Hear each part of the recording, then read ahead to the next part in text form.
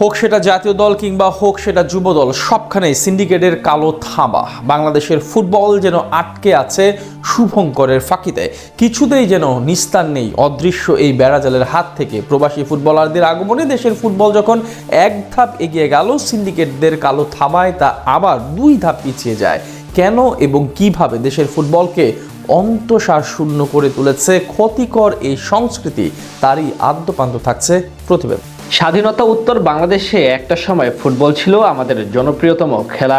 Dhaka league ছিল দেশের ফুটবলের প্রাণ শক্তি, যেখানে আবাহনী মোহামেডানের লড়াই দুভাগ হয়ে যেত রাজধানী ঢাকা সহ সারা বাংলাদেশ। বল পায়ে মুনিম মুন্না, কাজী সালাউদ্দিন, সালাম মুর্শিদিদের কারিকুরিতে মন্ত্রমুগ্ধ হতো ফুটবল প্রেমী সহ দর্শকরা। সেদিন গত হয়েছে একবিংশ শতাব্দীতে ক্রিকেটের উত্থানে থেমে গেছে ফুটবল উন্নয়নের চাকা।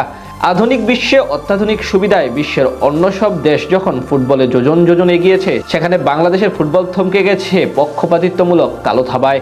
বাংলাদেশের ফুটবল আজ যে গভীর সংকটে নিমজ্জিত, তার কারণ উদ্ঘাটন করলে দেখা যায় যে মাঠের পারফরমেন্সের চেয়ে পর্দার অন্তরালে থাকা পক্ষপাতিত্বমূলক কারসাজি মুখ্য হয়ে দাঁড়িয়েছে দেশের ফুটবলের অগ্রযাত্রায়।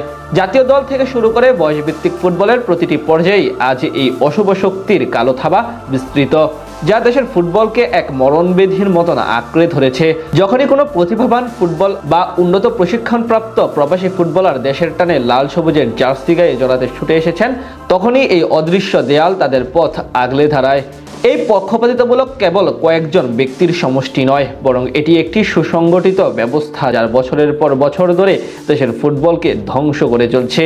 এই পক্ষটি বছরের পর বছর ধরে যোগ্যদের বঞ্চিত করে অযোগ্যদের জন্য জাতীয় দলের দুয়ার উন্মুক্ত করে রেখেছে, যার ফলে থমকে রেখেছে দেশের ফুটবলের অগ্রগতির চাকা।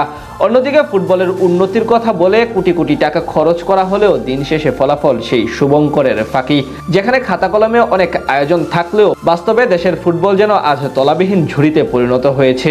জাতীয় দলে হামজা, সমিত, জায়ান আহমেদদের সাথে হওয়া অবিচারের পর এখন অনূর্ধ্ব 20 দলেও চলছে নির্লিপ্ত পক্ষপাতিত্বমূলক তুষ্টতা।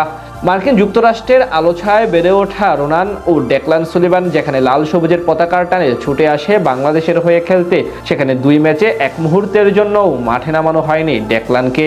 অথচ তার ভাই রোনান সুযোগ পেয়ে বুঝিয়ে দেন নিজের সামর্থ্যের চরম সীমা।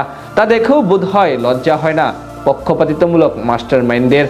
অন্যদিকে যুক্তরাজ্যে বেড়ে ওঠা ইব্রাহিম নেওয়াজকে চলমান সাফ অনূর্ধ্ব 20 দলে 2 ম্যাচে মাত্র 1 মিনিট খেলার সুযোগ দিয়ে নির্লজ্জতার চূড়ান্ত সীমায় পার করেছে টিম ম্যানেজমেন্ট। প্রবাসী ফুটবলাররা যখন তাদের আধুনিক ফুটবল জ্ঞান আর পেশাদারিত্ব নিয়ে দেশের ফুটবলকে এক ধাপ এগিয়ে নেওয়ার স্বপ্ন দেখেন, তখনই এই অভ্যন্তরীণ চক্রটি তাদের উপর বহিরাগত তকমা সেঁটে দেয় এবং সুকৌশলে তাদের দল থেকে ছিটকে ফেলে। এই সংস্কৃতির কারণে তৃণমূল থেকে উঠে আসা সত্যিকারের লড়াকুড়া আজ নিভৃতে কাঁদছে, আর পক্ষপাতিত্বমূলক অন্ধকার চোরাগলিতে পথ হারিয়ে ঢুকছে দেশের ফুটবল।